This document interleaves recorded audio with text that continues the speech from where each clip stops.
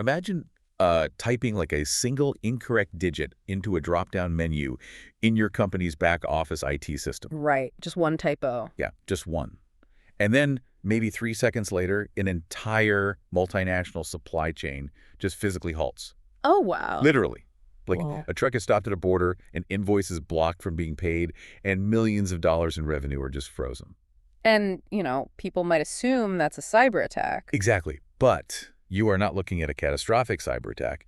You are looking at the modern consequences of a poorly configured tax code. It's wild. It really is. So welcome to the deep dive. For you, the listener, whether you're an executive trying to, future-proof your organization, a consultant, or just someone fascinated by the hidden wiring of global business, our mission today is to pull apart a topic that most people completely ignore until it breaks. Completely ignore. Yeah. We are looking at a stack of sources today, specifically an in-depth article and a standard-defining blog post, both focusing on SAP FI tax configuration strategy. And, on the surface, that phrasing SAP FI tax configuration, it sounds like a dusty IT checklist left to a junior developer in a windowless room, right? Right, yeah. Sort of the ultimate boring back-office task. Exactly. But the sources we're analyzing today argue that it is actually the most consequential architectural decision an enterprise can make. The article actually puts it brilliantly. Oh, yeah, the quote. Let's hear it. It says, tax configuration in SAP FI is not a setup task. It is the design of the interface between the most complex and fastest-changing regulatory environment in global business and the most fundamental financial processing system in the enterprise. I love that. That framing just elevates the entire conversation. We aren't just talking about, software menus here. No, not at all. We are talking about building the literal bridge between a corporation's general ledger and the real-time demands of global governments. Which is a heavy burden. Right. And if you build that bridge using outdated engineering, it really doesn't matter how good your underlying business is. Your operational machinery is going to collapse. It's inevitable. Okay, let's unpack this. Right. Because we really need to understand the fundamental shift that turned this back-office task into an existential operational threat.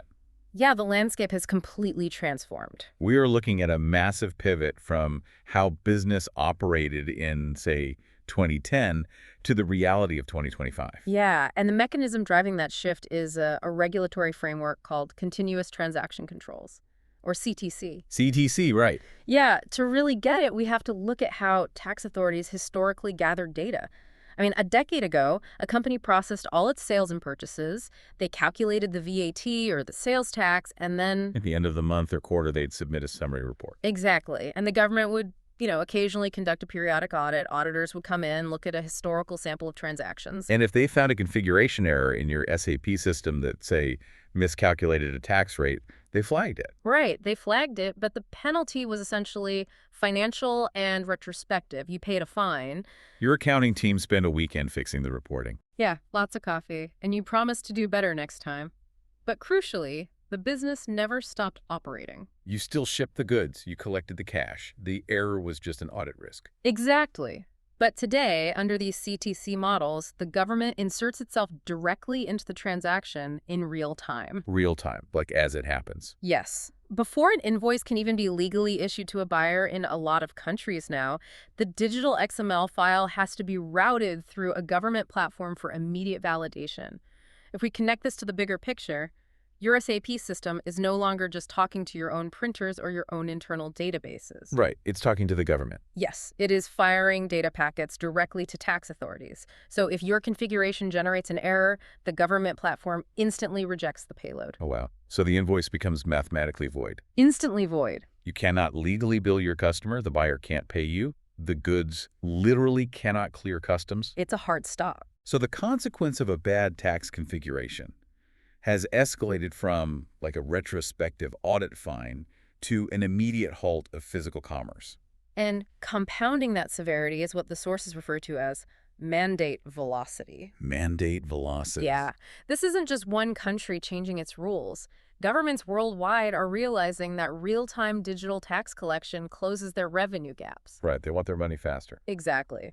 So new CTC mandates, new data requirements, new digital reporting rules, they're being activated across different jurisdictions at just a staggering pace. So the regulatory environment used to be like a static paper map. That's a great way to look at it. You could configure your SAP system once, Yeah. print the map, and basically drive for a decade. Yeah, exactly. But today, it's a high-speed digital highway where the exits, the lane markers, and the speed limits are being dynamically rewritten every 5 minutes. Yes, exactly. If your IT team is trying to manually redraw a paper map while the company is driving 80 miles an hour, a crash isn't just possible, it's an engineering certainty. That perfectly illustrates the pressure on the underlying architecture.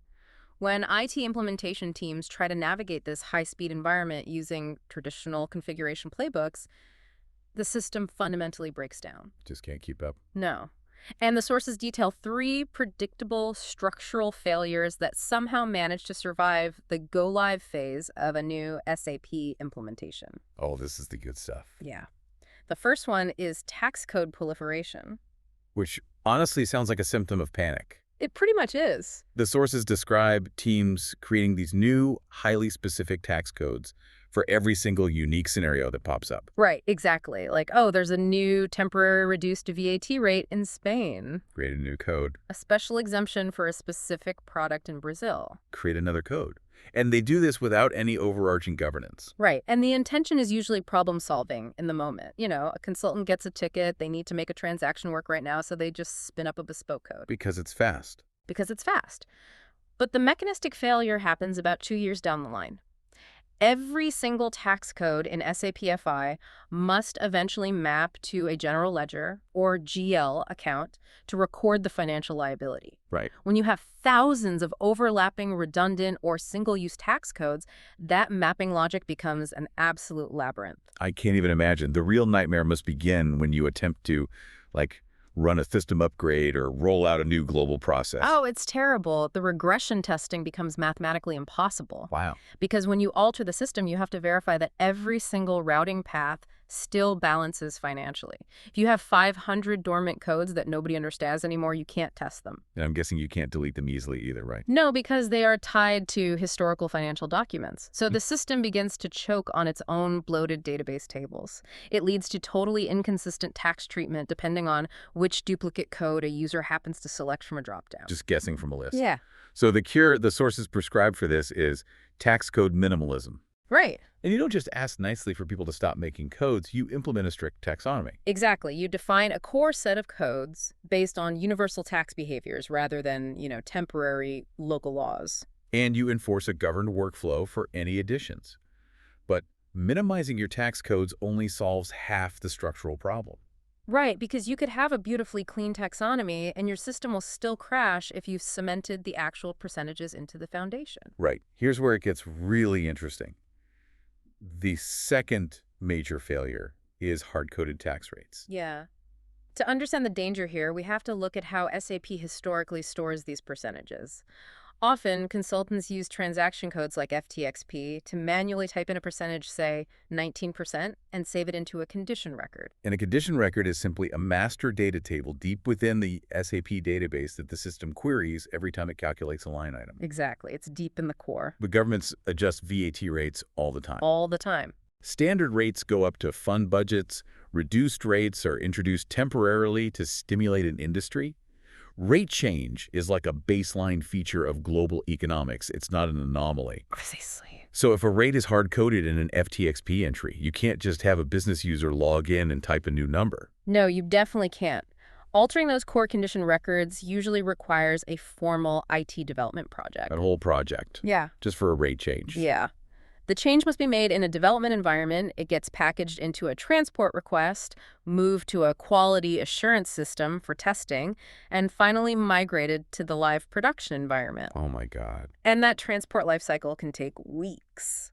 Okay, I have to ask a probing question on this. Sure. If everyone operating at an enterprise level knows that rates change constantly, and everyone knows that the IT transport lifecycle takes weeks, Yeah. why on earth would a highly paid systems integrator hard-code a percentage into a condition record? It's a great question. Is it a lack of understanding of the software, or is there a deeper systemic reason? It is entirely systemic. They are applying the 2010 playbook. Ah. Yeah, a decade ago, mandate velocity was slow enough that an occasional IT transport project for a rate change was considered just an acceptable cost of doing business. It was fine back then. Right. The method works technically. It allows the system to balance. The issue is that the context around the ERP has hyper-accelerated, but the training manuals haven't. Right, right. The consultants are building a system perfectly optimized for a world that no longer exists. Which means the only sustainable fix is rate externalization. Exactly. You have to extract the actual percentage value from the core SAP database entirely. Instead of querying an internal condition record, SAP should ping an external, centrally governed repository that holds the live rates. Yep. Allowing those rates to be updated instantly without requiring system downtime or those massive IT transport requests. That's the only way, and that leads directly to the third structural vulnerability, rigid determination logic. Rigid logic. Even if you minimize your codes and you externalize your rates, the system still needs a set of rules to determine which tax treatment applies to a specific transaction. Like the logic that looks at the buyer, the seller, and the product to decide if it's a domestic standard sale, an export, or like an exempt service. Right. And the failure occurs when that logic is hardwired to the company's exact business model on the day the system goes live. Oh, I see. So if an enterprise only sells physical widgets in North America, the implementation team often builds logic that only understands physical widgets in North America. Okay, so then a year later, the enterprise acquires a European software company. Exactly.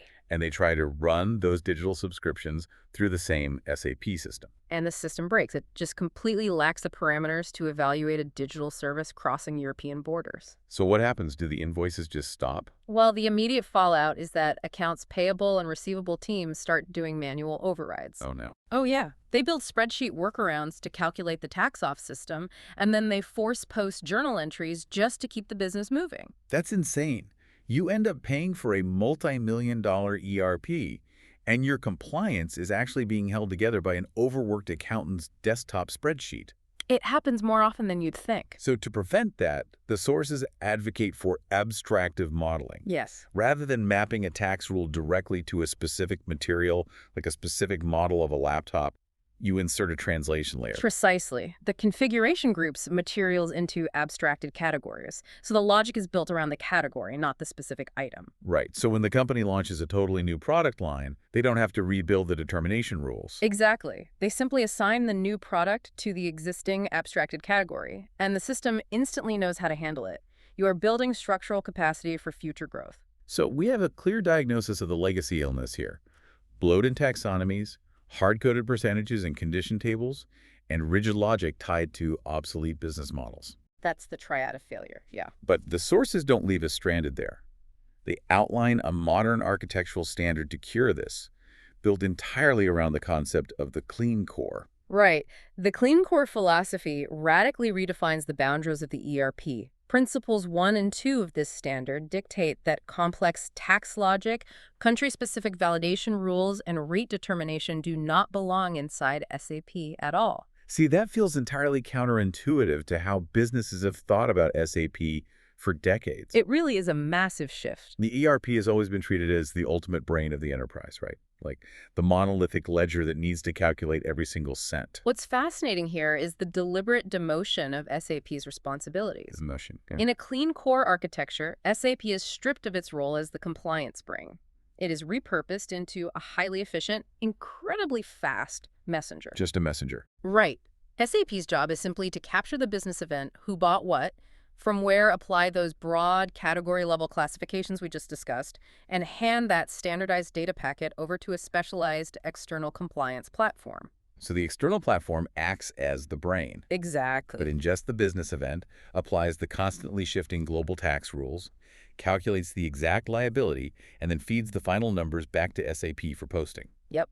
And the ERP remains clean, stable, and completely protected from the chaos of global regulatory changes. But for that two-way street to function flawlessly, the transition relies on Principle 4, the integration interface. This is critical. The sources stress that the API contract the exact digital language these two systems will use to speak to each other must be defined and locked in before a single line of SAP configuration is written. It has to be done first. It's the equivalent of negotiating an international peace treaty. I like that. You have to establish the rules of engagement and the shared vocabulary before the delegates sit down at the table. If you configure SAP to output a specialized XML format, and the external compliance engine is only built to read JSON payloads, both systems are just shouting gibberish into the void. Yeah, exactly. SAP has to guarantee you will provide specific transaction identifiers, complete business partner metadata, and those abstracted material classifications. And on the flip side, the external platform must guarantee it can ingest that exact schema and return the tax calculation fast enough that the user doesn't experience system lag. Right, because if it's slow, people will bypass it. Right. If that API contract is an afterthought, the integration becomes a brittle, custom-coded mess that fails the moment either system is updated. Building this modern, API-driven, clean core architecture on paper is a massive achievement. But a blueprint doesn't survive contact with reality without rigorous testing. Oh, absolutely. And the sources are incredibly specific about how testing and governance have to evolve to support this. We have to move completely beyond what the IT industry calls the happy path. Yeah, the happy path. Right. The happy path is a testing scenario where everything goes perfectly. The user inputs the correct customer ID, the product is standard, the system calculates the tax, and the invoice posts. Everything works. Everything works. It verifies that the software functions under ideal conditions. Which is about as useful as testing a submarine's structural integrity by floating it in a calm swimming pool. That is a great analogy. It tells you absolutely nothing about what happens under the crushing pressure of the deep ocean. Right. Because in a real-time CTC environment, adequate testing means attacking the system. Attacking it, yeah. You have to test against the live external validation rules of the government platforms. You have to simulate the edge cases. And crucially, the testing must validate the error handling and resubmission workflows. Because we established earlier that a rejected payload means halted commerce. When a government portal kicks back an XML file because, say, the buyer's VAT registration number is missing a digit, the system's reaction dictates the blast radius of that failure. Yep. Does it silently swallow the error and leave an uncollectible invoice stranded in the system? Or does it trigger a specific alert to a designated compliance officer with a clear path for resubmission? And this raises an important question regarding team composition. Who possesses the expertise to run those stress tests? Right. Who's actually doing this? Historically, IT implementation teams ran their own configuration tests. They verified that their code executed. But an IT developer doesn't inherently know the nuanced legal requirements of an e-invoicing mandate in Poland versus one in Mexico. No, of course not. You need a cross-functional strike team. Yes. The testing phase requires indirect tax specialists who actually read the legislative requirements, combined with compliance technology experts who understand how external engines parse the data. Exactly. The configuration team simply builds the car. The regulatory experts have to drive it into the wall to see if the airbags deploy. That's exactly it. And to prevent the car from hitting the wall in the first place, Principle 3 of the new standard introduces master data governance. Master data governance. Yeah, because testing ensures the software works, but governance ensures the data feeding the software is pristine. The sources highlight that compliance-critical fields, like that tax registration number we mentioned, they can no longer rely on human good intentions. No, definitely not. You can't just publish a corporate policy document asking the sales team to, please verify VAT numbers before saving a new customer profile. Because they won't, or they'll forget. The governance must be hard-coded into the system's workflow. Right. If a user attempts to save a new business partner, the SAP configuration must trigger an immediate validation check against an external database. Instantly. Yeah. If the VAT number is invalid or missing, the system throws a hard stop. It physically prevents the creation of the record. Wow. You stop the bad data at the perimeter before it can ever be pulled into a transaction and trigger a government rejection. So what does this all mean? When you synthesize all of this, stripping the complex tax logic out of the core, enforcing a strict API contract with an external compliance brain, demanding ruthless testing of error workflows, and locking down data entry at the perimeter, you realize we're not talking about an accounting tool. No, we're not. We're talking about designing an impenetrable shield against operational failure. You're ensuring that a multinational enterprise can frictionlessly generate revenue in a world where governments are scrutinizing every single transaction the millisecond it occurs. Treating SAP FI tax configuration as a routine setup task creates an inherently fragile organization. Right. Elevating it to a blueprint design priority, Executing it with abstractive modeling and a clean core guarantees a decade of resilience. But the implications of that resilience extend far beyond simply passing government check. Oh, absolutely. We are going to close with a final, mind-expanding provocation for you, the listener, that builds on the foundation of these sources, specifically concerning the most heavily funded initiative in the corporate world right now, enterprise artificial intelligence. Yes. The intersection of legacy tax configuration and modern data intelligence is where the hidden cost of technical debt becomes staggering. Every Fortune 500 company is currently investing millions into deploying LLMs, predictive forecasting models, and AI-driven supply chain optimization. Massive investments. And those AI systems run entirely on the fuel of granular historical transaction data. They need to analyze millions of clean, standardized data points to detect patterns and generate insights. And if an enterprise implements its core financial system using the 2010 playbook we discussed, they are fundamentally poisoning that data well. Poisoning the well. Think about the failures we mapped out. If you have a chaotic proliferation of duplicate tax codes, the AI cannot accurately categorize historic liabilities. Right.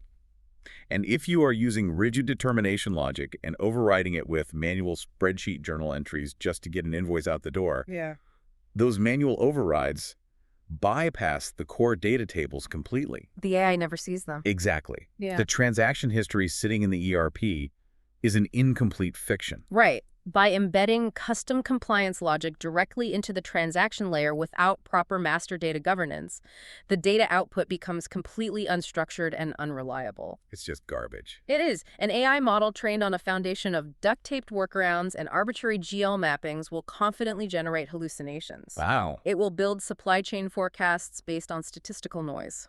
The consultants who hard-coded those rates and spawned those custom codes, they thought they were just solving a localized tax filing problem. They had no idea. In reality, they were erecting massive structural barriers that rendered the data completely unreadable to future machine learning models. You can invest $100 million in the most beautiful state-of-the-art AI skyscraper in the world. But if the concrete pillars buried deep underground are crumbling under the weight of compliance debt and garbage data, the entire structure is useless. The architectural decisions made at the lowest levels of the ledger really do dictate the ceiling of your future intelligence. The foundation always dictates the future. So I want to leave you with this thought to ponder as you look at your own organization. Is your company's grand, futuristic AI strategy being secretly sabotaged right now by the way someone is configuring a tax code in the back office? Thank you for joining us on this deep dive. Keep questioning the hidden structures that run our business world, and we'll catch you next time.